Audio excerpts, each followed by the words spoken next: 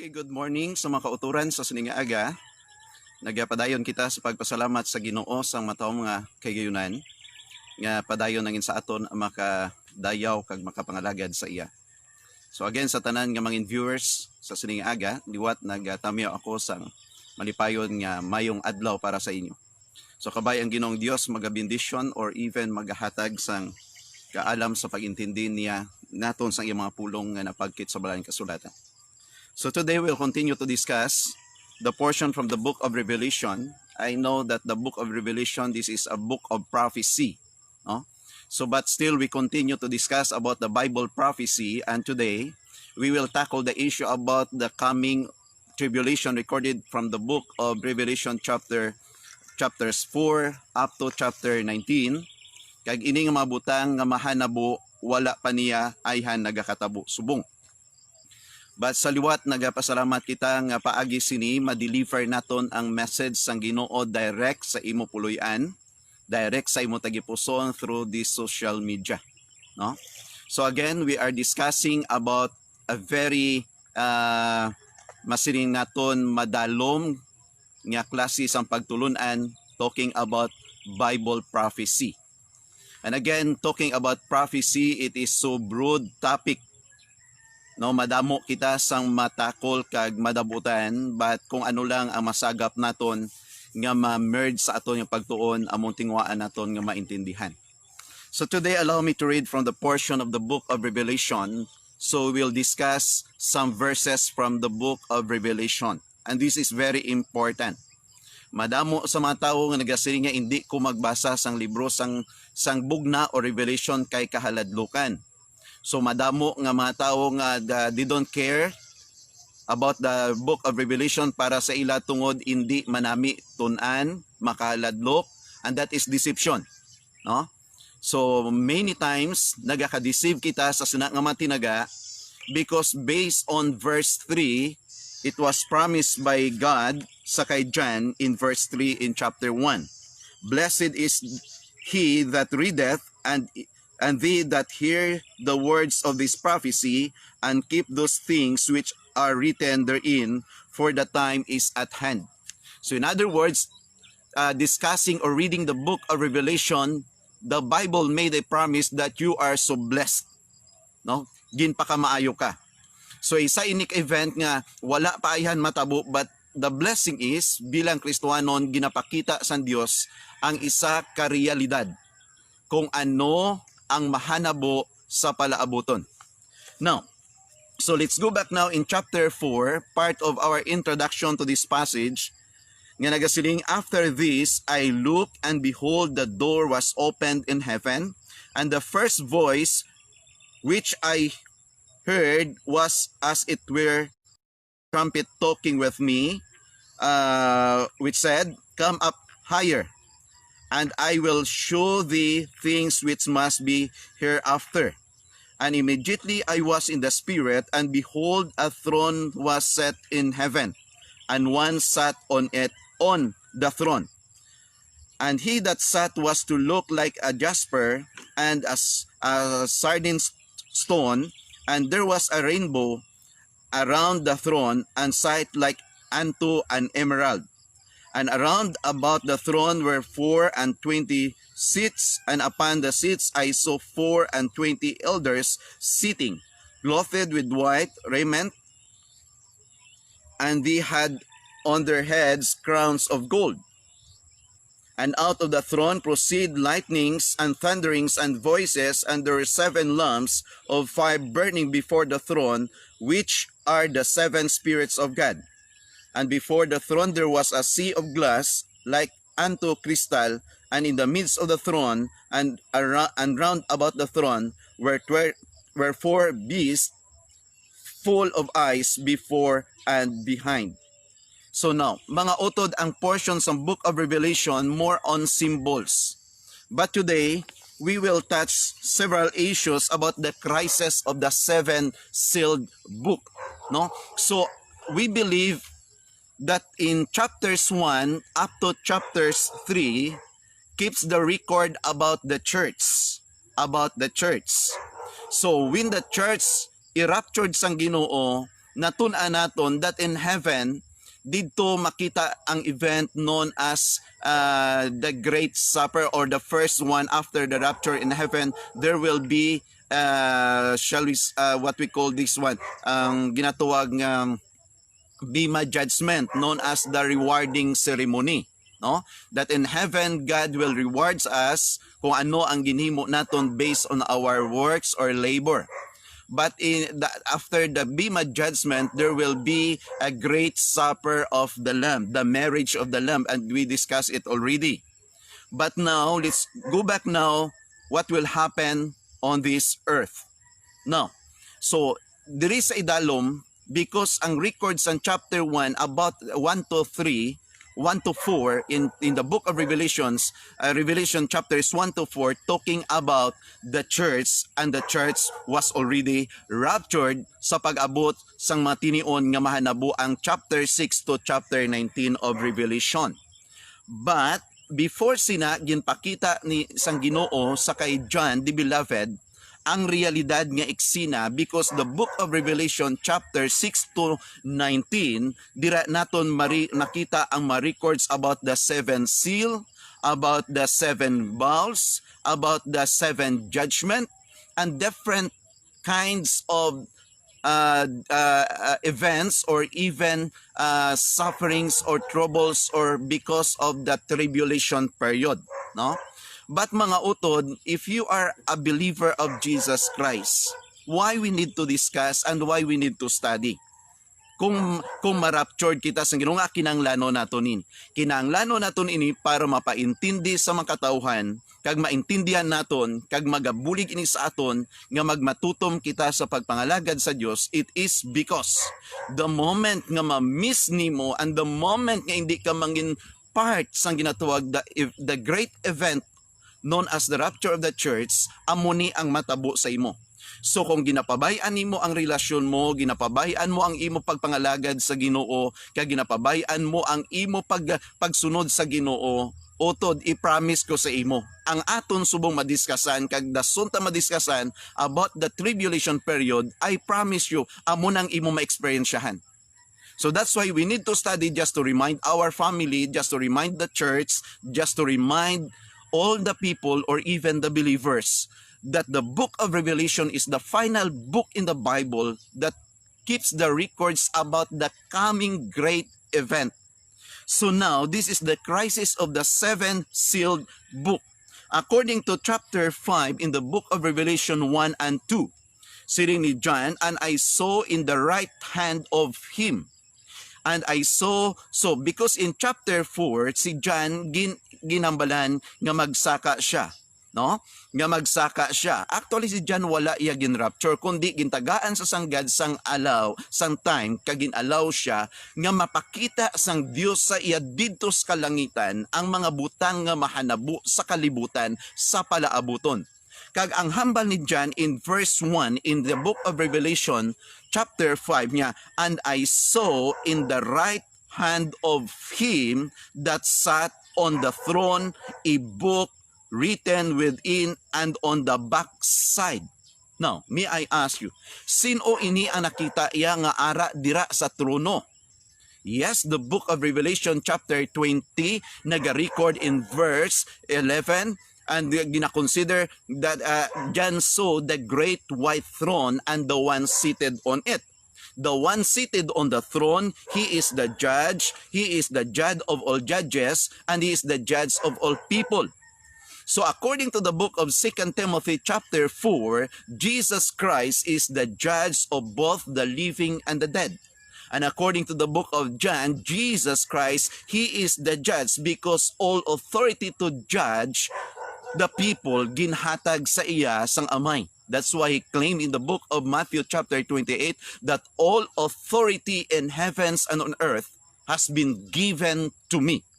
So meaning to say, the one seated on the throne is Jesus Christ, and the one seated on the throne holding a book, kag siring ni John, and I saw in the right hand of him that sat on the throne a book written within and on the back side. So ang vision ni John nga ginpakita sang Ginoo nga nakita niya nga may isa ka libro nga ginakapyutan ang isa nga nagapungko sa sinang balaan kagamhanan nga trono. Kag sinya diri kag ini nga libro may nasulat sa pihak kag pihak and sealed with 7 seals. Utod amo ini ang isa ka bagay nga dapat naton talupang don, ano bala ang ginadescribe sang Bible talking about seals, silyo. So ini nga libro may ara siya 7, no? The scroll may ara siya 7 ka mga silyo nga nabutang. And the Bible also described that I saw a strong angel proclaiming with a loud voice. No? John saw the marvelous event dito sa langit. He saw, sino nakita niya? The one seated on the throne. He saw the book nga ginakapyutan sang isang nagapungko, and he saw the strong angel proclaiming with a loud voice. Kag ano ang message siya? Who is worthy to open the book? Who is worthy to open the book? So ang Dios nga nagakapyot sa sining nga libro nga nasilyuhan sang 7 ka silyo, namangkot ang angel who is worthy to open. Who is worthy to open the book and to loose the seals thereof. No, importante ini because mintras hindi mokas ang silyo, hindi ta makita kung ano ang ara sa sulod sa sini nga scroll or libro. That's why ang pinaka-importante sino ang takos nga magkuha sa sini nga silyo. Now, tulukon naton the circumstances surrounding this crisis occur shortly after the rapture of the church. John has been caught up in heaven according to Revelation chapter 4 verse 1. Kag diri where he writes about the marvelous things he sees and hears. Number 1, he sees the glory of the Father upon the throne. He sees the glory of the Father upon the throne. Ano ang ginidescribe sa verse 2 in chapter 4? And immediately I was in the Spirit, and behold, a throne was set in heaven, and one sat on it. And he that sat was to look like a jasper and sardine stone, and there was a rainbow around about the throne, in sight like unto an emerald. Utod honestly, ini nga mga description sa mga bato, wala ko niya kakita.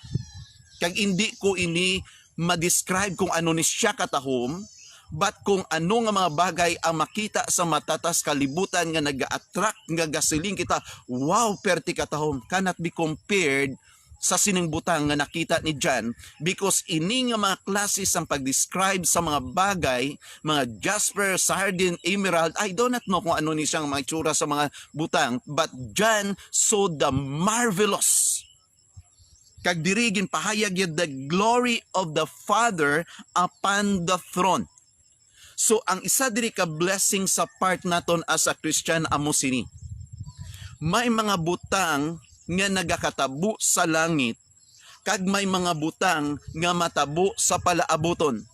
Ginalaw kag ginbless ang Ginoo kita by reading upon His holy word, the Bible, in order nga ining nakip nga record, makita naton that even hindi ayan sa aton mga mata, but in the eyes of our hearts, nakita naton, kag ma-describe naton ang butang nga ginpahayag sang Biblia na nungod sang ara sa trono, ka ang mga butang nga mahanabo sa palaabuton. And that's the blessing nga maposes sa mga believers, knowing what is in heaven and what will happen in the future. That's why isa ini ka bagay nga importante nga tulukon naton, that in heaven God allowed John nga makita ang himaya sang amay nga dadiin nagapungko sa sinang trono. Another thing nga nakita ni John, he sees a beautiful green rainbow around this throne. No, ara dira sa verse 3. Anong description niya? And he that sat was to look like a jasper.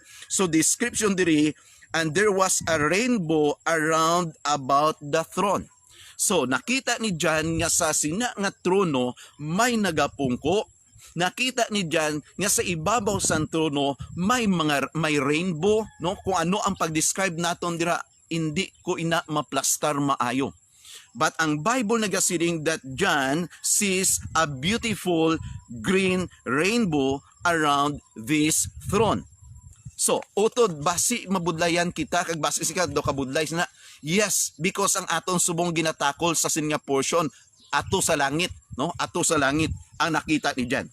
Another one, he sees the 24 elders with golden crowns. He sees the 24 elders with golden crowns. Di na makita. Verse 4. And round about the throne there were 24 seats, and upon the seats I saw 24 elders sitting. Ano descriptions in 24 elders? Clothed with the raiment, and they had on their heads crowns of gold. No? So, may 24 elders nga nagapungko kag na pabayuan o na nabutangan siya, nasuksukan siya sang panapton.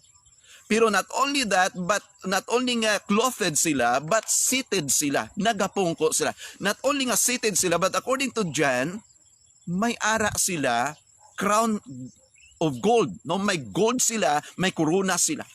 Now, ang question diri, sino ining 24 elders diri? Utod, symbolically, it refers to the church.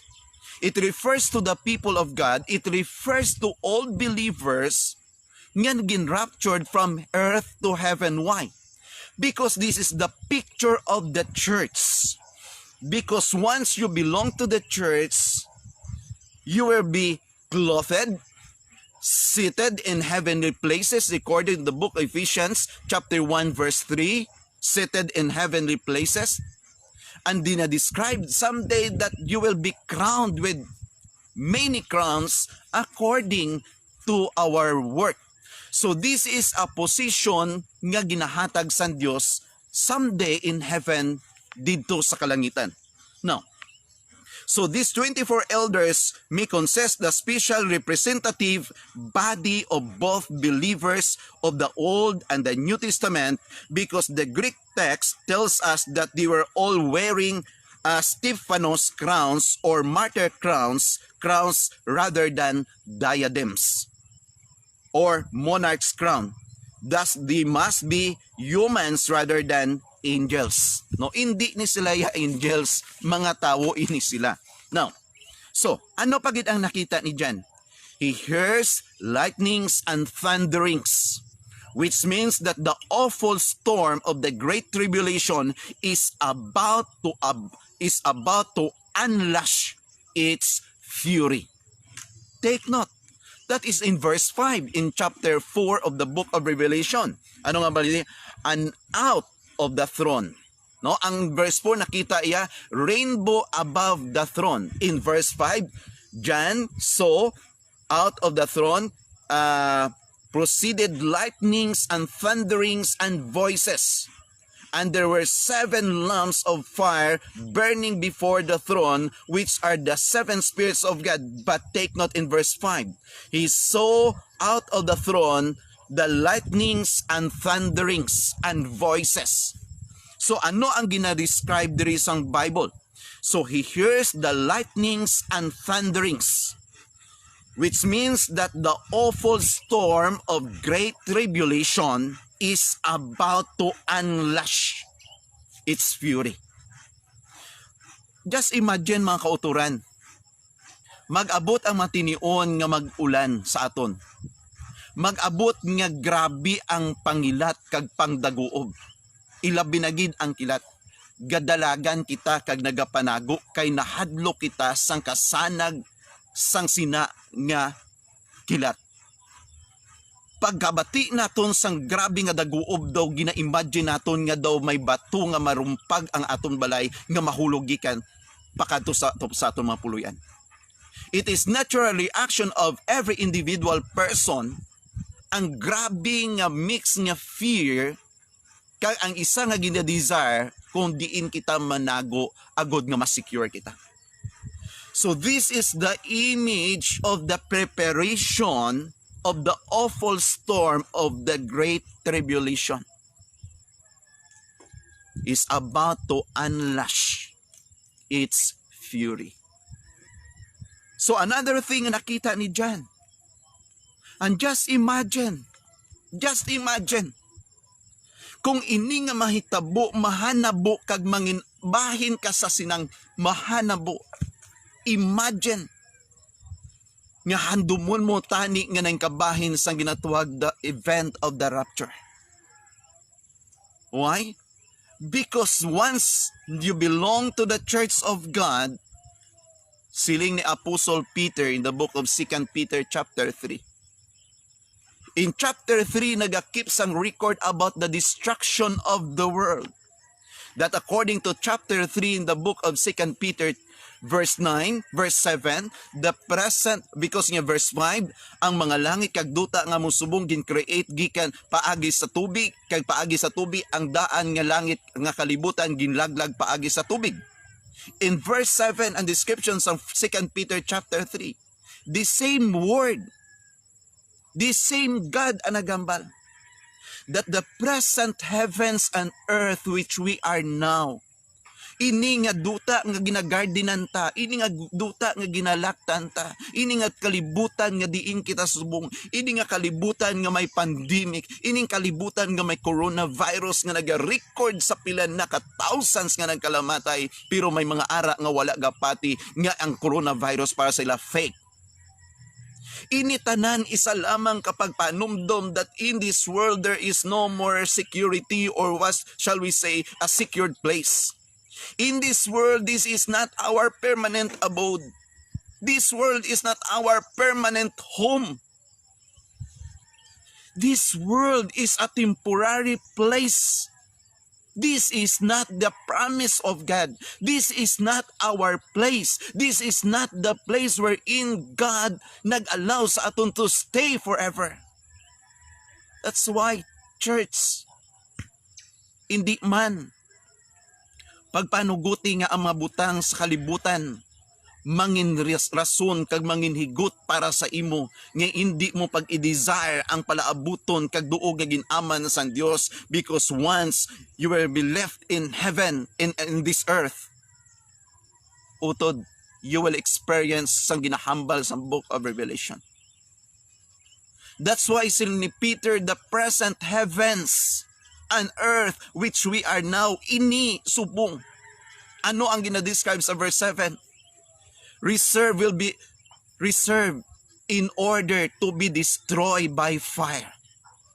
May mga baha nga mahanabo, pero wala na anaw nga matabo. Because every time nga makita naton ang ginatuwag rainbow or balangaw, it will reminds us that in the past, may nahanabo nga anaw sa kalibutan, because God is the God who nga nagasugid sa kamatuoran ka nagsiling. Butangan ko sang rainbow or balangaw nga tanda. This is my covenant that I will never destroy again the earth by flood. So in other words, there is no more anaw nga mahanabo. Therefore, hindi ta na kinanglanon ang maghimo sang arka. But ang pinaka-worst nga mahanabo, since there is no more flood recorded in the Bible just like the time of Noah, God said, I will destroy this earth through fire. So since kung amuni ang ginadescribe, anong nga bagay ang pwede mo madala? Anong bagay nga pwede mo mapadayaw? Anong bagay nga naposes mo nga para sa imo madala mo tubsan o utod? Pag-abot sang edad nga maga 40, 50, 60, 70 ka, mapatay ka man gyapon. Wala ka gidalon mi isa sa mabuta nga gin-invest mo sa kalibutan. So therefore, hindi ka magpabugal. So therefore, hindi ka magpadayaw. So therefore, hindi ka mangin mapinaataas-taason, because in this world, this is not your home. This world is not our permanent place, because according to the Bible, if you are a Christian, Philippians chapter 3 verse 20, your citizenship, our citizenship is in heaven. So do not allow the world nga magahold sa imo, nga hindi nga magadula sang desire mo to be with the Lord forever in His kingdom. So anangambalya, the present heavens and earth which we are now are reserved in order to be destroyed by fire. In verse 12 and 13, sini ni Peter, since nga ini nga tanan nga manabo, since ang tanan pagasunugon pagi sa kalayo, ano ang pamangkot ni Peter? What kind of people you ought to be? Kung Kristohanon ka, ano nga klase sang tao nga magakabuhi ka? Ano ka nga klase sang tao nga dapat magakabuhi sa sining kalibutan? Because I know many members in the churches still claiming to be a Christians, but there is no real transformation in their mouth, in their hearts, in their conduct, but still they are in bondage of different kinds of sin or even all vices. Yes, that is really true. That is painful, but that is true. But if you will not repent sa sinang mga bagay kag mag-return sa Ginoo, I tell you, you will not inherit or you will never enter into the kingdom of God. So that's why this is a promise and a reminder for us today. We are now in the last days. We are now in the most dangerous times. Why dangerous times? All over the world, all nations in the world, nakahibalo sang realidad sang pandemic, kag sa sininga pandemic, ang kada isa sa aton may grabe nga kangawa, kag grabe nga kadlok. Kung ginrelease ang GCQ, kung na-free kita sa ginatuag naton quarantine, we are not yet free from the virus. And the most dangerous, we expect the most dangerous, the coming of the second wave, because makita naton nga ang tao subong ga pinagusto lang, kag it seems nga sa pag let go nga ang tao free na sa paglakat under the GCQ, it seems nga ang virus napatay na. No. So that's why this place is a very dangerous place. This place is not secured for us. Utod, the truth is, we are all dying. But the question is, when you die, diin ka gusto magabugtaw? Diin ka gusto magabutwa? In heaven or in hell? So that's why you must be prepared. You must be prepared because the book of Revelation tells us about a very tremendous event. Fearful event. Event nga kung anong nagakatabo in the past cannot be compared. That's why John saw the lightnings, thunderings, preparation for that storm of the great revelation that is about to unleash its fury. Another one, John saw a crystal sea of glass. So I admit, this is so hard kung anong ginanamin sini. I admit. But another thing, he sees and hears the testimony of the four special angelic creatures. No? He sees and hears the testimony of four angelic creatures. That is in verse 6 to 8. No? That is in verse 6 to 8. Ano nga ang balya diri sa verse 6 to 8?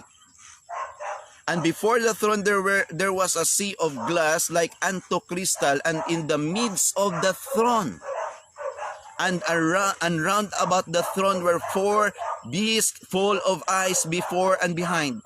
And the first beast was like a lion, and the second beast like a calf, and the third beast had a face of as a man, and the fourth beast was like a flying eagle, and the four beasts had each of them 6 wings about him, and they were full of eyes within, and they rest not day and night, saying, Holy, holy, holy, Lord God Almighty, which was and is to come. So, medyo madalom intindiyon in ang four creatures. Ang apat ka beast nga gin-refer diri. Nga gina-describe sa leopard, gina-describe sa calf, sa lion, man, eagle, ang ila description. Hard for me kung ano ining symbolic message sining apat ka creature. But one thing I have noticed, nga ining apat ka sapat, day and night. Wala sila nagaunta to declare before the throne, Holy, holy, holy is the Lord God Almighty, who was and is to come.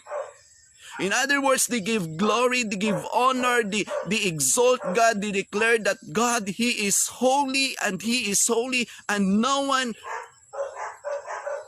nga makompare sa pagkabalaan. That's why ginpakita diri sang Bible that the four living creatures, they cried out, they worship God, they declared that God is holy, holy, holy, 24 hours a day, day and night, no more rest. Because that is recorded in the Bible. Yes, the first of these creatures are the characteristics of a lion, and the second of a calf, and the third of a man, and the fourth of an eagle. These 6 things John sees and writes about, for they fill him with delight. Ang nakita ni John, nagpuno sa iya sang grabe nga kalipay. But he now witnesses a 7th event, which causes despair to flood his soul. Kung ano ang nakita iya dito sa langit, purmiro ining mga event o ining mga creatures naghatag sa iya sing grabe nga delight sa iya tagipusoon. But he now witnesses the 7th event, known as the 7 seals, which causes despair to flood his soul. The crisis of the 7-sealed book is about to begin. Sandito sa langit, grabe ang balatyagon sa kalipaya because si Saul, sining mga butang nga gin-describe in chapter 4, verses 1 to 6. Katahom sang description. Nakita iya ang gapungko, nakita iya ang trono, nakita iya ang rainbow, nakita iya ang different stones, nakita iya ang mga angels, nakita iya ang 4 living creatures worshiping God, saying, Holy, holy, holy is the Lord God Almighty, who was and is to come. But nag-change ang situation. When John nakadabot sa pagtulok nanod sang 7 sealed book that is about to begin, ano natabo? He now witnessed the 7th event, which causes despair to his soul. Kaya anong gina-record is ang Bible? What is this book? Really a rolled up scroll, sealed so securely with 7 seals. Utod. Tanaw naton diri, no? Ini ang scroll, nakasilyo ang 7 ka silyo. Kag ini nga scroll is very important because ini nga scroll nga ginsilyohan sang 7 ka silyo, importante ano ang ara sa sina nga libro or scroll. That's why ini amat-amato naton ini nga maintindihan. But I would like to describe kung ano ining ginanamin sang silyo. Whatever it contained, the scroll was extremely important. Take note. This book or scroll sealed by 7 sealed was extremely important. Importante ini tanan ikumparar sa mga bagay nga aris kalibutan. For history informs us that under Roman law or legal documents pertaining to life and death were to be sealed 7 times. A number of theologians believe that this is actually the legal title deed. The legal title deed to the earth. Thus the angel's proclamation was in effect, who is able, who is worthy to reclaim the earth's title deed, who is able to pour out the 7 sealed judgment, to purify this planet, to usher in a long-awaited golden age millennium, who indeed was worthy. And this is important. Since the book, the scroll was very important, tremendous important. It was sealed by 7 seals. This is a legal document. Kaya na-consider legal title deed to the earth. That's why John nagapamangkot, who is worthy to open the seal. Utod, dumdumon yun naton. Subong hindi ko ni pagtalakayon ang ari sa pidokasilyo. By God's grace, next time, we will tackle this issue. But the question is, who is able, who is worthy to open the seal? Take note, in search in heaven, earth, and under the earth, no one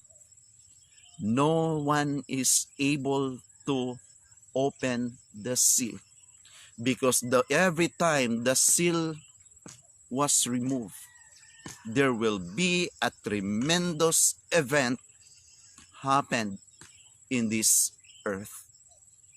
So utod, I hope nga tun-an naton inidason, because i-describe ko, kay i-discuss ko ning realidad kung ano ining silyo nga ginapahayag kag ang nangin event nga matabo sa kalibutan every time nga i-remove sang Ginoo ining mga silyo.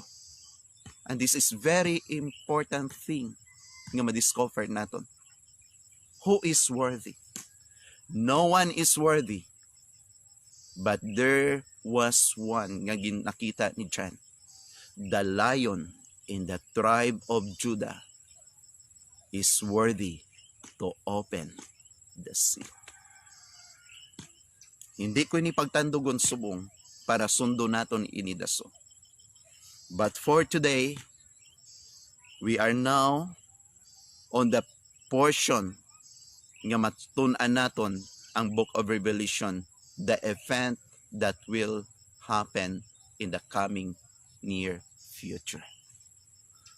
But this is my challenge, mga utod, nga maka-view kag naga-view sa sining message. Always examine your hearts.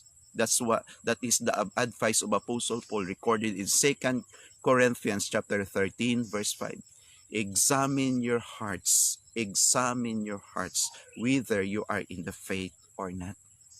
Do not play.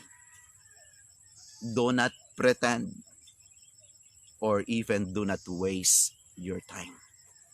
Return to the Lord. Accept Jesus Christ. If you want to be in heaven someday, receive Jesus Christ. Repent from your sin. Accept Him as your Lord and personal Savior. Once you refuse, once you pretend, once you will remain in your sin, I tell you, ano man ang ma-describe ko sa chapter 5 and 6 of Revelation, amo na ang ma-experiensyahan mo sa palabutan. So I hope, mga utod, kung nagluya ang inyong pagtuo tungod sa nagakatabo subong, in a midst of pandemic, still we have hope. Why? Because our God, sitting on His throne, is the God who is in control of everything. And even in the midst of pandemic, still we have hope. Because God knows our limitation and He knows what is best for us. Utod ko sa Ginoo. This is my encouragement, my challenge for you. Kung naga-question ka sang imo mga pagpangalagad sa Ginoo, return to the Lord. Accept the Lord Jesus Christ. Kung nagluya ka, surrender everything to the Lord, because there is hope amidst pandemic, because our God is in control and He knows what is best for us. Remember His promise in the book of John chapter 16 verse 33, I have overcome the world. Cheer up, because I have overcome the world. In this world you have pandemic. In this world you have coronavirus. In this world you have troubles. In this world there is no security. But cheer up, because I have overcome the world. In other words, Jesus would like to remind us that he is not only overcome the event, but the environment wherein the event nagakatabo. So again, let's continue to enjoy whatever blessings ang ginhatag sa Diyos sa aton. But the encouragement, move on, continue, never stop. Continue to serve the Lord faithfully. Because in this world, we experience a crown with a virus known as coronavirus. But once you remain faithful to the Lord, Jesus said in the book of Revelation chapter 2 verse 10, be faithful unto death and I will give you the crown of life. That is the crown without virus. So I hope and I pray, i-desire mo ang sina nga mapagpakamaayo nga ginaman sa Diyos. So again, thank you for watching. Thank you sa inyong mga time. Hindi ko kamo man-name isa-isa, pero nakita ko kung sino kamo nga nag-view sa sininga aga. So para sa tanan, padayon kitang magpangalagad nga magmatutom sa kausa sang Ginoo. No, ari kita di subong sa isa ka lugar nga magapabalas kita tungod sang tinion nga ginhatag sa Ginoo sa aton, just to relax kag magatanom-tanom sa mga bagay na mauta naton. So again, so thank you very much. God bless gid sa inyo. Again, I love you with the love of the Lord. But before we end, let us pray. Dear God, salamat gid sa sining aga, Lord, sang kay gayunan ginhatag nimo sa amon. Salamat sang amon natun-an. Salamat sa portion from the book of Revelation. And I pray, Lord God, nga mabuligan nimo kami, hindi namon ini matapos sa isa ka session ang isa ka chapter, but thank you, Lord, for helping us to discover the jewels, the gold, or the important treasure digging from the book of Revelation.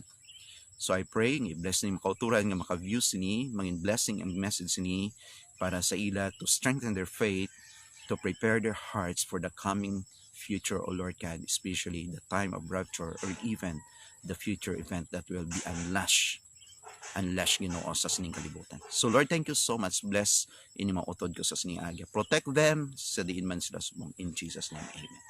So again, thank you very much. Thank you again. Good morning. Thank you.